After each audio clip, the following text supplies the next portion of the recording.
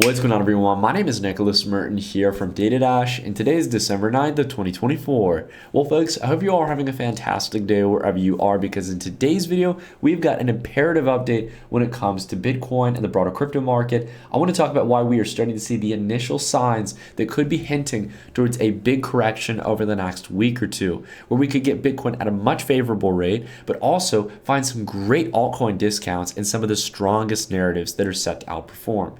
We've got a lot to unpack here in today's video, as well as some macro coverage of the stock market later on. If you happen to enjoy it, consider dropping a like, grab a cup of coffee. You guys won't want to miss this one. Let's go ahead and kick things off. So I want to talk about Bitcoin here primarily. We're going to be talking about Bitcoin, MicroStrategy, and the MicroStrategy Premium, and how this can help us to determine where the next buy the dip opportunity could be for Bitcoin. Now, taking a look here at current price action, we've essentially stalled since back here on November 22nd, and that's okay. That's not entirely bearish or anything. I'm not trying to be a doomerist about it by any means. I'm just trying to point here that whereas before we were really extended away from the 21-day and being able to really propel higher here, showing a clear imbalance between supply and demand, meaning much more buyers than sellers, much more market order flow to the upside, we have now started to cool down on that momentum. We've started to go sideways. And since back here for the last up here on 2 weeks, we've essentially gone sideways at this big even level at $100,000. This is a big psychological barrier. It's an area in which is not going to be easy to clear. And the big thing I want to talk about here is that what you can watch for in order to determine whether or not we're in for a broader correction, something like a 20% pullback down to the 100-day pocket, or maybe in a worst case scenario, or more leaning towards the more difficult end for the bulls, would be coming down towards the 200-day moving average, which will probably be rising up here for about a 30% or 25% correction, give or take, when price would make contact. So first off, we need to watch and see whether or not price holds at the 21-day. That's kind of a given here. And right now, the bulls are in a tight spot because unless we start really getting buyers showing up here and some additional buy side pressure, this is a big range, a big psychological range of distribution. A lot of long-term holders are going to be selling at these big intervals like they did at 10K or 1,000. So because of that, there's very likely going to be some sell side pressure here. That being said, it's all a matter of holding on that 21-day. I'm not here to really just tell you guys I think it's going to do this or that. We really have to watch how price is holding in the 21-day. If that holds and we continue to just slowly grind up here, that could be the catalyst that showcases that we don't have much sell side distribution. But an even bigger thing that I want to bring to your guys' attention is the dynamic of where the demand is coming from. Now, you all probably remember in the prior video we talked about, I think, something no one has really been covering to this extent, and that is how much MicroStrategy has played a role in last month's price performance. Right? Because of MicroStrategy, in addition with the ETF, which definitely plays a large part as well, which was really been the biggest catalyst before this, but now MicroStrategy this past month changed the game here. The two of them together combined, as well as acquisitions from Marathon, which is one of the big Bitcoin mining companies and acquisition companies. Essentially, these three companies, mainly those two entities, the ETFs and MicroStrategy, consumed 1% of the entire Bitcoin supply that will ever exist. That's massive. That's a lot of Bitcoin to be scooped up in 1 month. And that's why we saw the price performance we did. But while we are only in the first week, the first completed week of December when it comes to market tradable days, we can see that the ETFs have shown up really great, looking like on pace, if we were to continue this rate, that we would have our best ETF month since back in February of this year. We might outpace all these prior months. But what we see here with MicroStrategy, there's only about 15,400 Bitcoin being purchased. Now, I'm not here to say that that's bearish by any means. I'm not here to say that that's a terrible thing. That's still great. That's a lot of Bitcoin demand. But compared to what we saw back in November, 134,000. If we were to just kind of factor this over the next couple of weeks and MicroStrategy was to continue at this rate, it's definitely not going to be anywhere near where we were back here. And within combination of the ETF, something probably much more close here to February. So I don't expect this kind of massive accelerated price move like I saw back in November. And if week by week, more importantly here, if we don't see this number ticking up here, you guys can follow HODL15 Capital. He puts these great visualizations out every week, kind of summarizing the Bitcoin ETF flows, MicroStrategy, as well as miners, and just kind of supply and demand metrics. If we don't see this ticking up to say where we were back in October, and it stays more around this ballpark here, then in that case, I would definitely say we've got a chance to come down into those moving averages down there. And we might have some short-term exhaustion because a lot of it is all leaning and relying on MicroStrategy. MicroStrategy being the upward buy-side demand that is going to allow for Bitcoin to continue accelerating. And I have to say, at the end of the day, I don't think we can continue to just rely on MicroStrategy, especially at this point here in the short term, because we have a clear premium devaluation here back on November 21st from its peak value here, dropped more than 20%. And now it looks like we're tethering just right on that 21-day moving average. And it looks like we're set to come down here, as we have before, into the 100-day or 200-day pocket. So if you're wondering about where I would look for a buy the dip opportunity on Bitcoin, you might be saying, okay, Nick, sounds like you're looking like there might be for some kind of correction. What would be a price range that you would consider potentially adding Bitcoin? It's not so much just a price level, but more importantly, the premium or discount in the premium of MicroStrategy shares versus Bitcoin. We can see that over the last couple of months here, when we came here towards May of 2024 or here in August, early August of 2024, these were low points in Bitcoin's price where buyers started to come in. So for example, if we take our drawing tool here, we can see that this was around the period of time where MicroStrategy's premium bottom, also around Bitcoin's 100-day. But along with that as well, if we come here to August, this was the low point here for Bitcoin. So again, I want you guys to understand that that discount or premium acceleration in MicroStrategy versus Bitcoin is very important here. And at the end of the day, it is what allows for Bitcoin to continue accelerating to a large extent. The engineering that Michael Saylor and the team at MicroStrategy have essentially tapped into by being able to create these IOUs or these convertible notes that allow for people to essentially be able to get their principal back. As we talked about in the last episode, you know, at a bare minimum, ideally they should have a high likelihood probability of getting their principal loans back, right? The capital that they're lending MicroStrategy go buy Bitcoin. But if the share price of MicroStrategy keeps climbing higher, then essentially being able to convert those notes so they can make a really great return as well and be able to make a really high risk, high reward bet, but at the same time not actually have to do so much risk of being exposed directly to MicroStrategy. That is what has allowed for this propelling of Bitcoin, but also in this acceleration of MicroStrategy that allows it to raise even more. It is no coincidence that over the last couple of months, while MicroStrategy has been buying Bitcoin, that it was most explosive in November when the premium went out the wazoo. Michael Saylor and MicroStrategy would be dumb to not take that opportunity to unload more convertible notes, raise more debt, and essentially go out and buy Bitcoin, right? I mean, it doesn't mean that they have to go buy Bitcoin, but at least to have that cash. And now we're seeing here that they've exhausted a lot of that premium. Essentially, we're going to probably start seeing that cool down here. This also goes for altcoins as well. You know, altcoins have had a great rip higher since we talked about the catalyst of breaking that 200-day. As we talked about, this was resistance for multiple months since back in June. It was finally cleared, and since then, it has been a clear trajectory to the upside. In fact, we've set new, basically not exactly new all-time highs, but we've come up to the prior highs from the last cycle back in 2021. So this is really great to see here that there's a lot of momentum, a clear trend formulating, setting the foundation for a broader altcoin cycle. But as much as I'm all cool about that, I think in the near term it's a little bit overbought. I would first wait and see how the valuations react coming down to the 21-day moving average. It looks like we're set for that. We've had about a 5.6% pullback here over the last 24 hours. I'd be waiting for that. And if we don't hold in the 21-day, then you might have an opportunity to be able to catch some of these plays in the altcoin space right around the prior range of resistance back here in April through June of 2024, around $300 billion. And that's where the 100-day pocket of the 100-day moving averages are going to come up and really provide that potential support. So if you get that, I would definitely be building some sizable positions there. Even the 21-day, I think that's going to be a good discount opportunity and allow for further acceleration. We got to see how it's going to play out on that 21-day. So keep an eye on it. Watch to see if there's a strong rebound off of it. If there is, then you can continue betting on the trend. If not, wait for those longer-term moving averages, which again, at the end of the day, can be incredibly valuable here before the broader expansionary move, right? It may very well be that we're going to come down there to those moving averages, or like we did here in January 2024 to the 100-day moving average. That would not be out of the question. So don't get too confident here, betting that altcoins are just going to tick straight up into the right and never have any pullbacks along the way. It's very common for that to happen. And we can see here as well, if we take a look at others' dominance, right, hitting the 200-week SMA here, showing clear resistance, market leaders, and smart money institutions are watching these metrics. You guys got to keep your eye on them as well.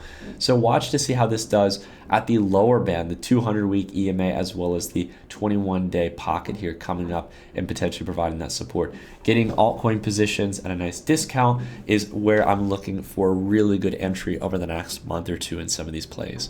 Now, when it comes to talking about some of the plays that we have on our radar, we're obviously watching one of the strongest narratives of this cycle, and that's DePIN and AI, decentralized physical infrastructure networks, and artificial intelligence plays. We can see Fetch here, again, after breaking through that 21-day moving average, after another accumulation point that we had talked about here to watch for Fetch. Nice acceleration here, up well over 50% from those lows, almost doubling from that point on. Now, as we faced resistance again at the 200-day, it's a battle between the 21-day moving average and the 200-day. I would be looking for potential entry here at the 21-day. That's where buyers could really press this up and really kick off an upward trend. We've also got Render as well. This one has been on a price action versus Bitcoin comparison, done a little bit better here in the near term. Almost doing a complete double from the bottom, but now looking like we've cleared through the 200-day and might be able to make it support. If you make the 21-day and the 200-day support here, this general range where the moving averages are converging and the bulls are able to hold that level, that's going to play to Render's advantage here and allow for further price acceleration. Again, I keep in mind that this was a short-term range of resistance, but overall it's about waiting for the cue of making that support and curling back up here towards that range, showing that the bulls have taken charge. The trend is there.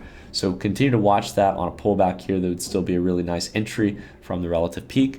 And I wanted to go ahead and talk, though, about another narrative here that I think really you guys should be keeping on your radar, because I sense that meme coins have still done pretty well in the market, but what the market is really looking for now, I think, as we get into a broader altcoin cycle, I'm noticing a lot of fundamentally strong narratives, strong L1 and L2 protocols, strong DePIN or AI-related plays are starting to do well. But there's one other really strong fundamental sector that I think a lot of people are sleeping on, and it's one that I'm not only fundamentally passionate about, but is one in which has not seen this kind of strength since back in 2020 and 2021.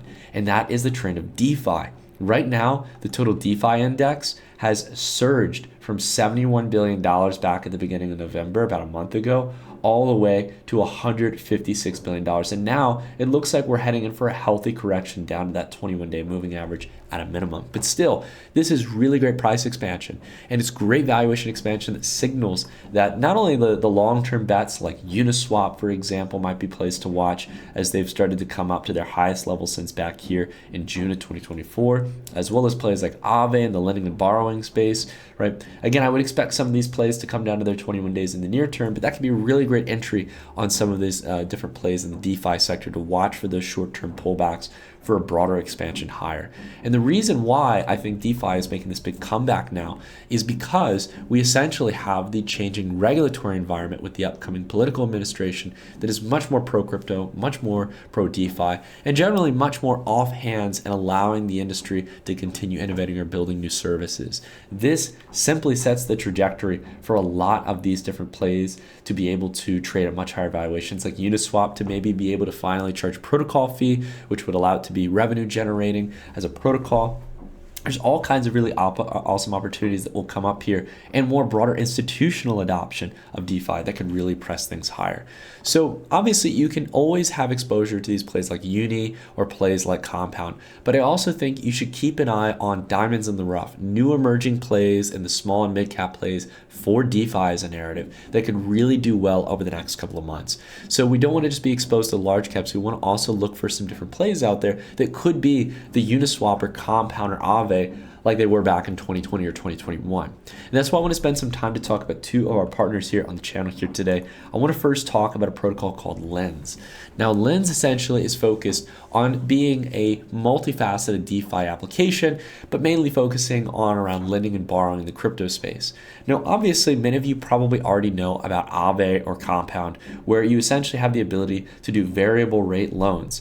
But in the case of Lens, Lens not only allows you to do cross-chain swaps, being able to trade native currencies from one to another. So it's not just a lending and borrowing application, it's more of a multifaceted DeFi app.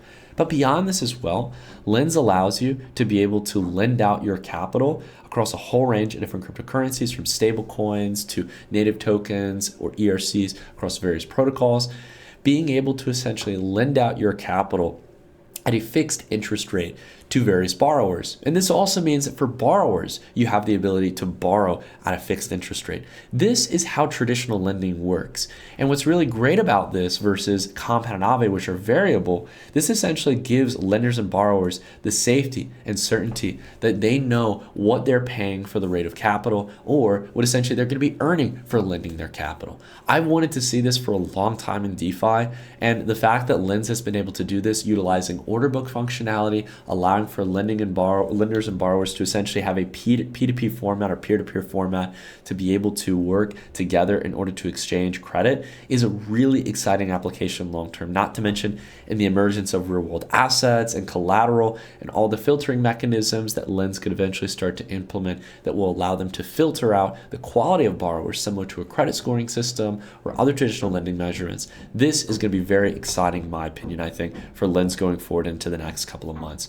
And it's a small cap play here that's been generally ranging sideways for the past couple of months throughout here in November. So I think that we've got this opportunity for Lens as it's potentially bottoming here to start trending higher and a broader upswing in altcoins. And the higher and higher we go in the altcoin cycle, the more small mid caps are going to start to emerge here as people start doing more research and finding out which plays are going to be the next big plays in DeFi and other strong narratives.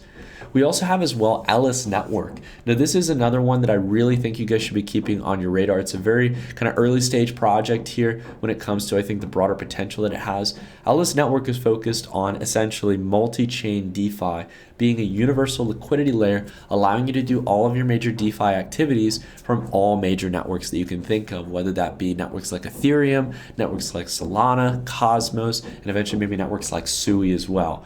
Now essentially, Elys Network is focused on providing an application where you can do everything you need to do in DeFi from one single point. You can swap between multiple currencies across different networks, and you even get a beautiful charting UI with much more detailed price action than you would on, say, Uniswap or other AMM platforms. But beyond this as well, you have the ability to earn through simple staking, so you can stake individual assets and earn APY, as well as being able to participate in liquidity farming across a variety of DeFi pairings. But the biggest thing above all that I have to say is the ability to do cross-chain perpetual trading. This is really interesting for those who like to do a little bit of leverage trading or take levered bets on smaller amounts of their capital. This is something that can be very powerful here. Being able to trade across multiple different pairings and different networks and being able to trade leverage is definitely really exciting. Considering that all of this is from within one application is really speaking volumes to what the Elys Network team is building at the moment. So if you guys are interested to learn more, I definitely recommend you guys check out their website, but you can also check out their recent listing on Republic, where they raised over $600,000 from not only accredited investors like VCs and angel investors, but also from retail investors as well. And I really resonate with this here because I know Republic as a platform, they really only list reputable projects, but beyond that as well, they had over 1,000 participants here supporting the project early on. So I know that there's a lot of people who are early on invested and committed into the project. So if you're interested to learn more about the project and what they're offering, feel free to check out the link down below in the description where you can learn more and see whether or not the project is one that would be interesting for you when it comes to the fundamentals of what they're building. But I want to go ahead here and get back into the topic here of talking about markets. And I want to focus in here on talking about what's going on within equities, because right now we are seeing something really interesting going on. The S&P 500, that long-term line of resistance that I've rambled to you guys so much about over the last couple of months, well, the bulls have carried through here. We had our first attempt, we had a buyback on the 21-day, and now we have clearly gone through the ascending line of resistance made up of the two major significant highs between the dot-com bubble highs of 2000 and the roaring 20s in 1929. This speaks volumes about where markets are going over the next couple of weeks. We essentially have cleared through what could have very well been the biggest point of historic resistance in equity markets, and markets are still continuing to chart forward. This tells us very much that markets are starting to price in a new paradigm. We're starting to get into really potentially forming a real bubble here in equities when it comes to the estimation of how much AI is going to increase productivity and reduce costs and increase profit margins for stocks and essentially bring about a whole new wave of productivity and innovation.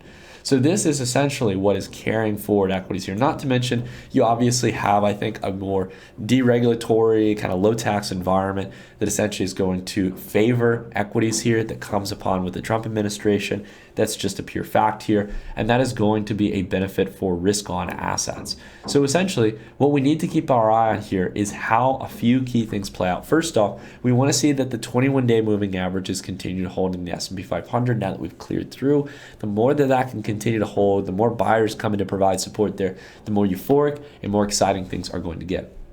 The second thing we have to watch is semiconductors, because while it is not an absolute given that semiconductors need to move higher, we at least want to see that they're relatively holding up well with the S&P 500 because they are essentially the backbone of demand around AI. And what we've seen here is that since NVIDIA has really come in to the resistance pocket since back in 2017, the ascending line of resistance, we have been spending a lot of time up in this range here. We haven't really seen any major pullback yet. All right, we did have the one here from 140 down to 93 bucks, but it was swiftly bought back up, and we're still spending most of our time up in this range here.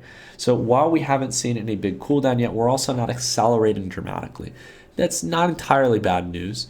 But if we start to break down below the 200-day moving average, say down to 113, and we don't find buyers and we start moving lower and lower, similar back to the lows we had back in July of 2024, that could be your cue for a serious pullback in equities. So far, we haven't seen it.